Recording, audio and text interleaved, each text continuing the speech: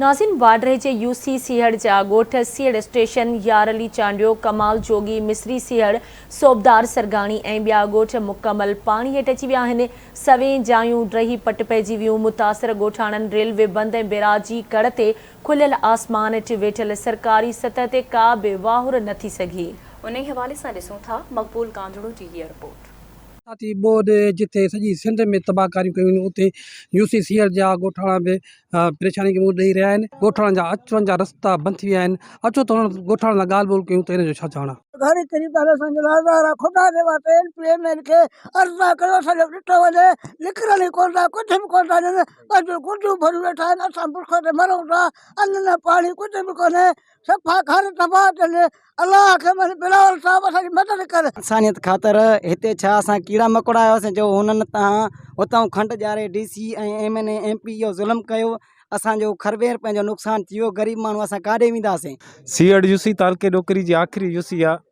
हिन में हर दफ़े पाकिस्तान पीपल्स पार्टी वरी अक्सर सां खटियो आहे ऐं इन सां चवणो थो थिए ॻोठ यारली चांडियो में का बि जॻह न रही आहे जेके उन में ग़रीब वीचारा उन्हनि में रहनि। उन्हनि जो सॼो सामान बाण भितर हर शइ सॼो कुझु तबाह थी वियो। इन रोइण सां पए थो त उहे मासूम ॿार रोडनि ते वेठा आहिनि ऐं नंढड़ा एतिरा मासूम ॿार आहिनि। पर लख लानत हुजे हिन इंतिज़ामिया ते जेके अॼु ॾींहं ताईं हिननि मासूमनि जो को बि दवा दारू न कयो अथनि। अॼु सीहड़ स्टेशन ॿुॾियो पियो आहे ऐं मिसरी सीहड़ ॿुॾियो पियो आहे, पीर शाह जो ॻोठ ॿुॾियो पियो आहे ऐं ही नाले मात्र 2 टेंट 3 टेंट ऐं खाद खुरात लाइ 2 पैकेट खयूं था अचनि। केॾी शर्म जी ॻाल्हि आहे। रिज़क असांजो वियो 8 ढोर हलिया विया। नंढड़े खे हाणे उल्टी गुमरो बुखार जो छोकिरे खे आहे। मुंहिंजे पीउ जे दिमाग़ में एॾो परेशान असांखे सफ़ा ज़लील करे छॾियो। बोर्ड सफ़ा असां तबाह थी विया आहियूं। हाणे बि जेको अन्न पाणी उहो तबाह थियो, सभु कुझु तबाह थियो। छा कुझु बि न बचियो आहे। हेॾो सारो पाणी बीठो आहे। महिरबानी करे हितां जा वॾेरा जेके बि आहिनि वोट वठण वारा आहिनि उहो को बि तयारु थियण जे लाइ न आहे। अॻिते ग़रीब जी मदद करण जे लाइ न आहे। हे पाणी जेको बीठो आहे 12 महीननि में बि पाणी कोन सुबुकंदो ऐं असां वॾेरनि खे गुज़ारिश इहा कयूं था त महिरबानी करे असांजा बच्चा दरपदर आहिनि ऐं उन्हनि खे पाणी जेको आहे सो कढियो वञे। असां सफ़ा तकलीफ़ में आहियूं।